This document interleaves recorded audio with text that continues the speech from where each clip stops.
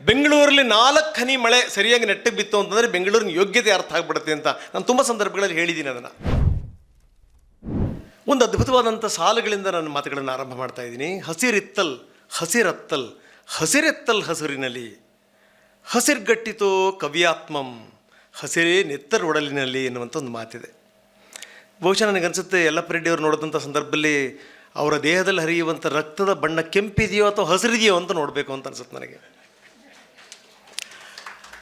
ಹಸಿರಾತ್ಮಂ ಅನ್ನುವಂಥ ಒಂದು ಶಬ್ದ ಬಳಸ್ತೇನೆ ನಾನು.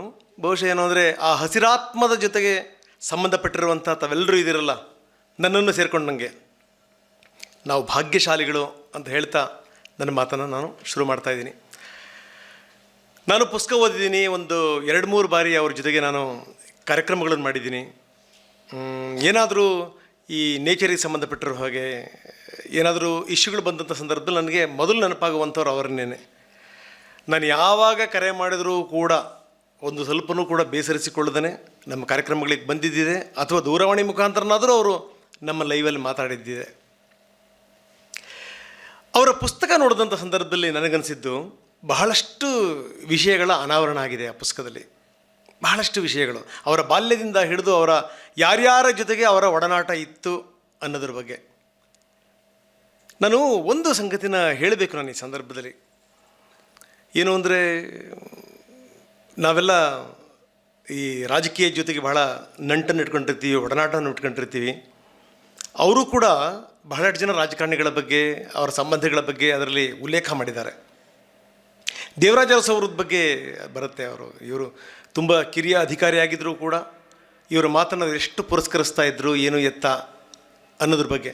ಇವಾಗ ಏನಾಗಿದೆ ಅಂದರೆ, ಇವಾಗ ಯಾರಾದರೂ ಒಬ್ಬ ರಾಜಕಾರಣಿ ತನ್ನ 60ನೇ ವಯಸ್ಸಿಗೋ 70ನೇ ವಯಸ್ಸಿಗೋ ಏನಾದರೂ ಬರ್ಡೇ ಮಾಡ್ಕೊಳ್ಳೋಕ್ಕೆ ಕಾಡಿಗೆ ಹೋದರೆ ನಾವು ಮಾಧ್ಯಮದವರು ಅವನದು ಕೂಡ ನಾಟಕ ಅಂದ್ಬಿಡ್ತೀವಿ ಅಂತ. ಹೌದು, ತುಂಬ ಸಂದರ್ಭಗಳಲ್ಲಿ ಈ ರೀತಿ ಏನಾದರೂ ಒಂದು ವಿಭಿನ್ನವಾದಂಥ ಪ್ರಯತ್ನ ಮಾಡಿ ಸಮಾಜದಿಂದ ಬಯಸ್ಕೊಂಡಿರುವಂಥ ಉದಾಹರಣೆಗಳು ಕೂಡ ಇದ್ದಾವೆ. ಆದರೆ ಬಹಳಷ್ಟು ಸಂದರ್ಭಗಳಲ್ಲಿ ನನಗನ್ಸೋದೇನಪ್ಪ ಅಂತಂದರೆ, ಯಲ್ಲಪ್ಪ ರೆಡ್ಡಿಯವರಿಗಿರುವಂಥ ಮನೋಭಾವನೆ ಏನಾದರೂ ಬೇರೆ ಅಧಿಕಾರಿಗಳಿಗಿದ್ದಿದ್ದರೆ ಬಹುಶಃ ನಮ್ಮ ರಾಜ್ಯದ ರಾಜಕಾರಣದಲ್ಲಿ ಕೆಲ ಮುಖ್ಯಮಂತ್ರಿ ಅನ್ಸ್ಕೊಂಡಿರುವಂಥವ್ರು, ಮಂತ್ರಿ ಅನ್ಸ್ಕೊಂಡಿರುವಂಥವ್ರು ಕಂಬಿ ಎಣಿಸ್ತಿರಲಿಲ್ಲ ಅಂತ ಅನಿಸುತ್ತೆ. ಯಾಕಂದರೆ ಹೇಳುವಂಥವ್ರ ಮನೋಭಾವನೆ ಮತ್ತು ಕೇಳುವಂಥವ್ರ ಮನೋಭಾವನೆ ಇಟ್ಸ್ ವೆರಿ ವೆರಿ ಇಂಪಾರ್ಟೆಂಟ್. ಒಬ್ಬ ವ್ಯಕ್ತಿ ಯಾಕೆ ಯಾವ ಸಂದರ್ಭದಲ್ಲಿ ಏನು ಹೇಳ್ತಾ ಇದ್ದಾನೆ, ಅದರಿಂದ ನನಗಾಗುವಂಥ ಒಳ್ಳೆಯದೇನೋ ಸಮಾಜಕ್ಕಾಗುವಂಥ ಒಳ್ಳೆಯದೇನೋ ಅನ್ನುವಂಥದ್ದು ಇದೆಯಲ್ಲ, ಒಂದು ಇನ್ಸಿಡೆಂಟ್ ಬರುತ್ತೆ ಅದರಲ್ಲಿ. ಒಬ್ಬ ವ್ಯಕ್ತಿನೇನೋ ನೋಡಿ, ಇವರು ನನಗೆ ತುಂಬ ಆತ್ಮೀಯರು ಅಂತ ಅರಸವರು ಪರಿಚಯ ಮಾಡಿಕೊಡ್ತಾರೆ ಯಲ್ಲಪ್ಪ ರೆಡ್ಡಿಯವರಿಗೆ. ಇವರಿಗೊಂದು ಹೆಲ್ಪ್ ಮಾಡಬೇಕು ಅಂತ ಎಲ್ಲದನ್ನೂ ಕೇಳ್ತಾರೆ ಯಲ್ಲಪ್ಪ ರೆಡ್ಡಿಯವರು. ಕೇಳ್ಬಿಟ್ಟು ಅವ್ರಿಗೆ ಅನಿಸುತ್ತೆ ಇದು ಹೆಲ್ಪ್ ಮಾಡೋಕ್ಕೆ ಯೋಗ್ಯವಾದ್ದಲ್ಲ, ಜೊತೆಗೇನು ಅಂದರೆ ಮುಖ್ಯಮಂತ್ರಿ ಗ್ಯಾರಂಟಿ ಕೆಟ್ಟ ಹೆಸರು ತಗೋತಾರೆ ಅಂತ. ಯಾವುದೇ ಮುಲಾಜಿಲ್ದನೇ ಯಲ್ಲಪ್ಪ ರೆಡ್ಡಿಯವರು ಹೇಳ್ತಾರೆ, ಇಲ್ಲ ಇದು ಮಾಡೋಕ್ಕಾಗಲ್ಲ, ಮಾಡಿದ್ರೆ ಕೆಟ್ಟ ಹೆಸರು ಬರುತ್ತೆ. ಬಂದಂಥ ವ್ಯಕ್ತಿಗೂ ಕೂಡ ಹೇಳ್ತಾರೆ, ನೀವೇನಾದರೂ ಇದನ್ನು ಮಾಡಿಸ್ಕೊಂಡ್ರೆ ನಾಳೆ ಬೇರೆಯವರೆಲ್ಲರೂ ಕೂಡ ಇದರ ಆಧಾರದ ಮೇಲೆ ನಮಗೆ ಹೆಲ್ಪ್ ಮಾಡಿ ಅಂತಾರೆ.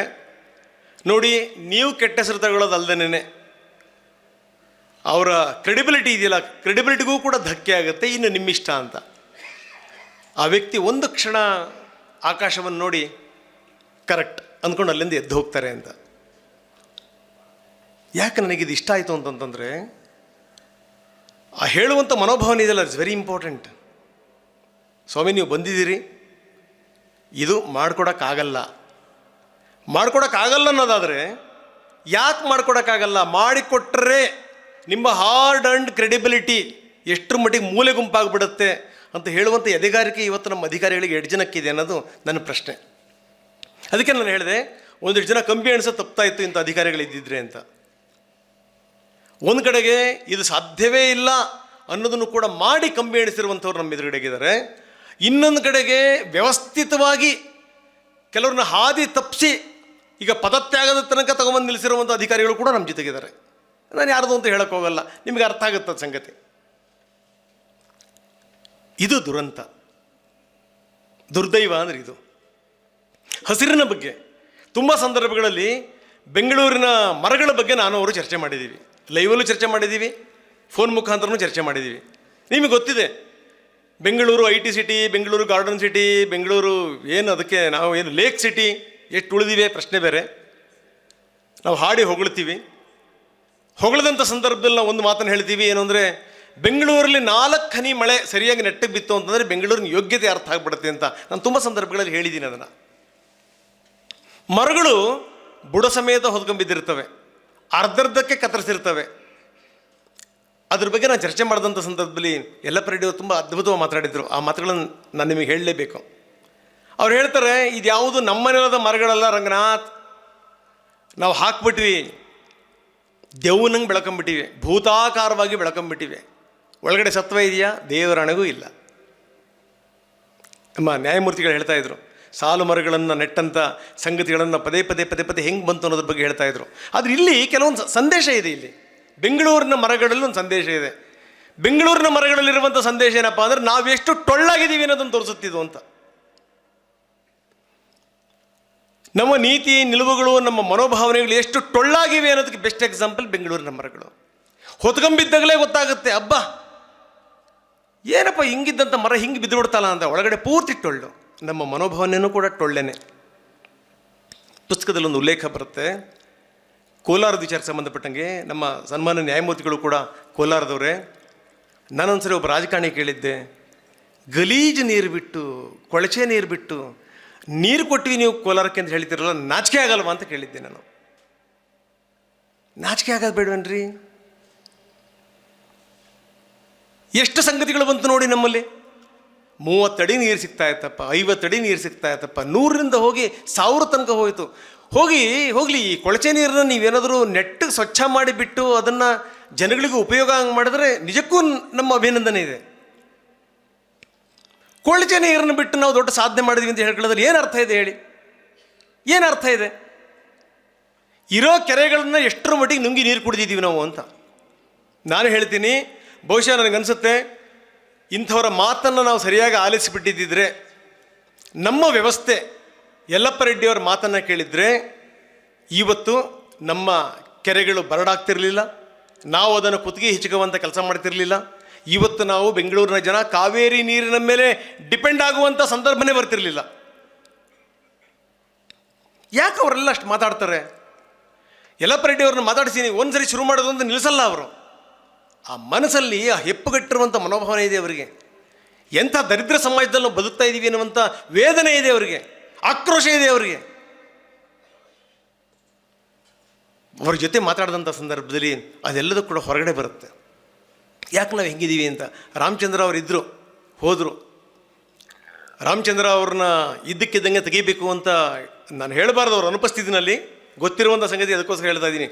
ರಾಜ್ಯದ ಮುಖ್ಯಮಂತ್ರಿಗಳಿಗೆ ಹೇಳಿದೆ, ಸ್ವಾಮಿ ಇನ್ಫೋಸಿಸ್ ಫೌಂಡೇಶನ್ನವರು 100 ಕೋಟಿ ರೂಪಾಯಿ ಕೊಟ್ಟಿದ್ದಾರೆ ಅಲ್ಲಿ ಆಸ್ಪತ್ರೆ ಕಟ್ಟಡ ಕಟ್ಟಕ್ಕೆ. ನಿಮ್ಮನ್ನು ನೋಡಿ ಕೊಟ್ಟಿಲ್ಲ ಸರ್, ನಿಮ್ಮ ಮಂತ್ರಿಗಳನ್ನ ನೋಡಿ ಕೊಟ್ಟಿಲ್ಲ, ಅವ್ರು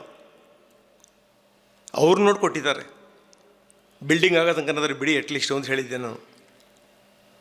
ನೋಡಿ ನಾನು ಹೇಳೋದು, ಈಗ ಅವ್ರು ಹೇಳ್ತಾಯಿದ್ರು, ನಾನು ಫೋನ್ ಮಾಡ್ತಾ ಇರ್ತೀನಿ, ನಾನು ಅಲ್ಲಿ ಹೂ ಬಿಟ್ಟಿದೆಯಾ ಹಣ್ಣು ಬಿಟ್ಟಿದೆಯಾ ಅಂತ ಕೇಳ್ತೀನಿ ಅಂತ. ಹೂವು ಹಣ್ಣು ಬಿಡೋದ್ರೊಳಗಡೆ ರಾಮಚಂದ್ರ ಅವರು ಕೆಲಸ ಕಳ್ಕೊಂಡಿದ್ರು. ಅಲ್ಲಿಂದ ಇವರು ಎಲ್ಲೆಲ್ಲಿ ಕಾಡುಗಳನ್ನು ಮಾಡಿದ್ರಲ್ಲ ಯಲ್ಲಪ್ಪ ರೆಡ್ಡಿಯವರು, ಆ ಕಾಡುಗಳು ಹಸಿರಾಗೋದ್ರೊಳಗಡೆ ಅವ್ರು ಕೆಲಸ ಕಳ್ಕೊಂಡಿದ್ರು. ಅಂದರೆ ಬೇಕಾಗಿರಲಿಲ್ಲ. ನಮ್ಮೂರಿಗೆ ಇದು ತಪ್ಪು ಅಂತ ಹೇಳೋದು ಬೇಕಾಗಿಲ್ಲ ರೀ, ಉಘೆ ಅನ್ನಬೇಕು.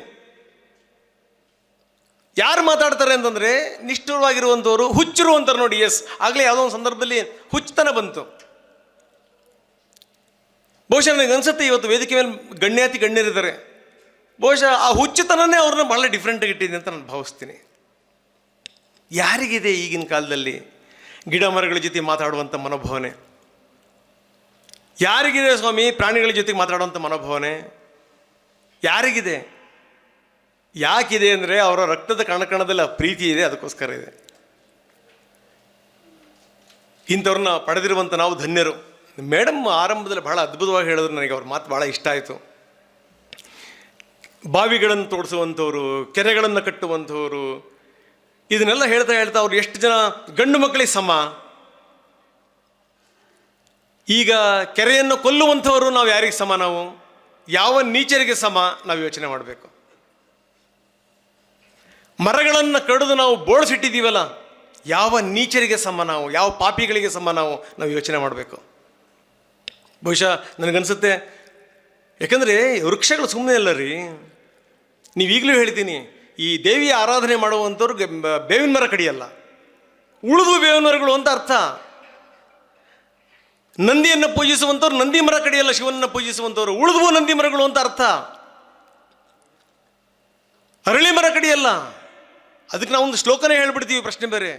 ನೀವು ಈ ಬಿಹಾರ ಮತ್ತು ಈ ಛತ್ತೀಸ್ಗಢ ಕಡೆಗೆ ಹೋದರೆ ಅಲ್ಲಿ ಸಾಲ್ ಮರ ಸಿಗುತ್ತೆ, ಹೆಚ್ಚಿನ ಸಂಖ್ಯೆಯಲ್ಲಿ ಸಾಲ್ ಮರಗಳು ಸಿಗ್ತವೆ. ಆ ಸಾಲ್ ಮರ ಕಡಿಯಲ್ಲ ಅವರು, ದೇವರಿದನದರಲ್ಲಿ ಅಂತ. ಈಗಲೂ ಕೂಡ ಪುಣ್ಯ ಕಾರ್ಯಗಳಾಗುವಂಥ ಸಂದರ್ಭದಲ್ಲಿ ಈ ವರ ಮದುವೆಗಿಂತ ಮೊದಲು ಆ ಸಾಲ್ ಮರದ ಮಣೆಯ ಮೇಲೆ ಕೂತ್ಕೊಂಡು ಆಮೇಲೆ ಅವನು ಪಾಣಿಗ್ರಹಣ ಮಾಡ್ಕೋಬೇಕು ಅಂತ ಇದೆ.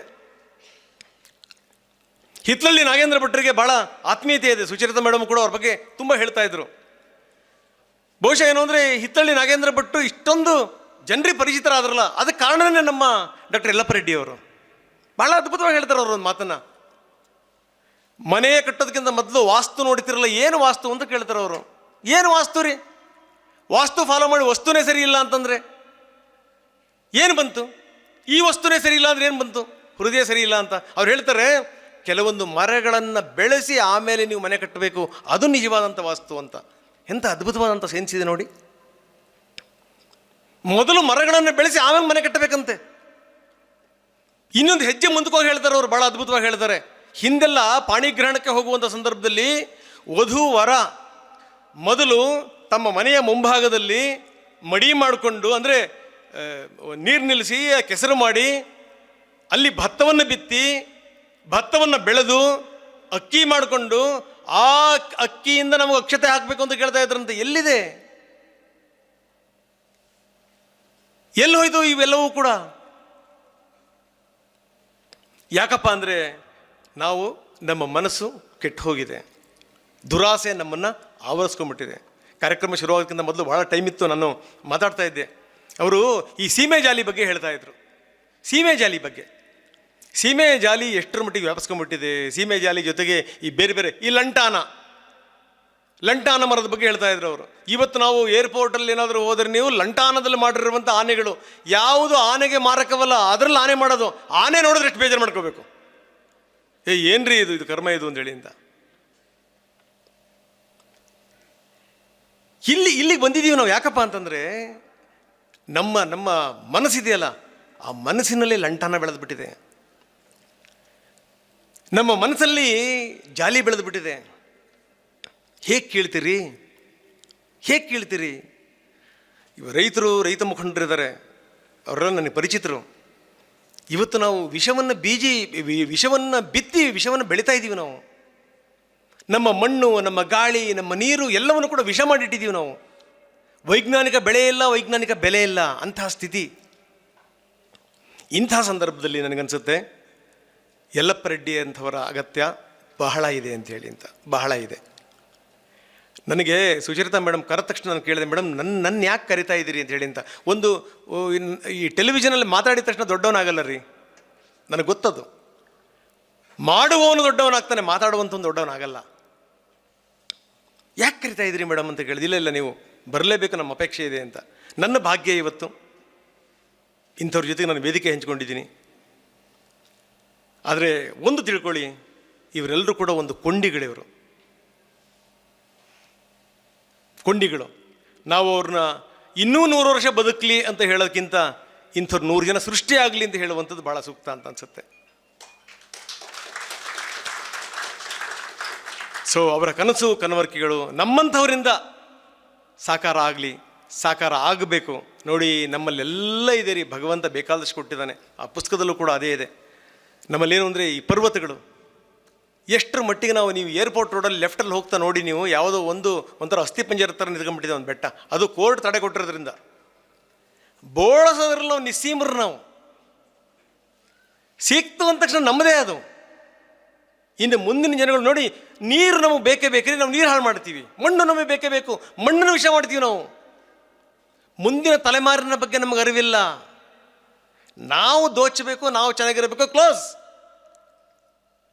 ಇಂಥ ಮನೋಭಾವನೆಗಳನ್ನು ಇಟ್ಕೊಂಡು ನಾವು ಎಷ್ಟು ದಿವಸ ನಾವು ಬದುಕಲಿಕ್ಕೆ ಸಾಧ್ಯ ನಾವು ಅಂತೇಳಿ ಅಂತ ಎಲ್ಲ ಇದೆ. ಸಮುದ್ರ ವಸನೇ ದೇವಿ ಪರ್ವತಸ್ಥರ ಮಂಡಲೆ ವಿಷ್ಣು ಪತ್ನಿ ನಮಸ್ತುಭ್ಯಂ ಪಾದಸ್ಪರ್ಶಂ ಕ್ಷಮಸ್ವಮೆ ಆ ಶ್ಲೋಕ ಕೇಳಿದ್ದೀರಿ ನಾವು. ಬೆಟ್ಟ ಗುಡ್ಡಗಳಿದಾವಲ್ಲ, ಅದು ನೀರಿಗೆ, ಅದು ಸ್ತನಮಂಡಲಗಳು, ಅಲ್ಲಿಂದ ನೀರು ಬರುತ್ತೆ, ನಮಗೆ ಜೀವಜಲ ಬರುತ್ತೆ.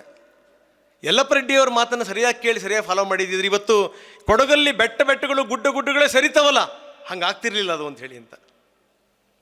ಕೊನೆಯದಾಗಿ ನಾನು ಎಲ್ಲ ಕಡೆಗೂ ಒಂದು ಮಾತು ಹೇಳ್ತೀನಿ, ಬಹಳಷ್ಟು ಜನ ಇರ್ತಾರೆ ಇಂಥವ್ರು, ಹೇಳುವಂಥವ್ರು, ಕೇಳುವಂಥವ್ರು ಜನ ಎಷ್ಟಿರ್ತಾರೆ, ಇಂಪ್ಲಿಮೆಂಟ್ ಮಾಡ್ಕೊಳ್ಳುವಂಥವ್ರು ಎಷ್ಟು ಜನ ಇದ್ದಾರೆ, ಅದ್ರ ಮೇಲೆ ಡಿಪೆಂಡ್ ಆಗುತ್ತೆ ಅಂತ. ಎಲ್ಲ ಇರುತ್ತೆ, ನಾವು ನಿದ್ದೆ ಹೊಡಿತಾ ಇರ್ತೀವಿ. ಇನ್ನಾದರೂ ನಾವು ಎಚ್ಚೆತ್ಕೋಬೇಕು, ಅವರ ಮಾತುಗಳು ನಮಗೆ ಪ್ರೇರಣೆ ಆಗಬೇಕು, ಆ ದಾರಿಯಲ್ಲಿ ನಾವು ಸಾಗಬೇಕು ಅಂತ ಹೇಳ್ದ ನನ್ನ ಮಾತನ್ನು ಮುಗಿಸ್ತೀನಿ. ನಮಸ್ಕಾರ.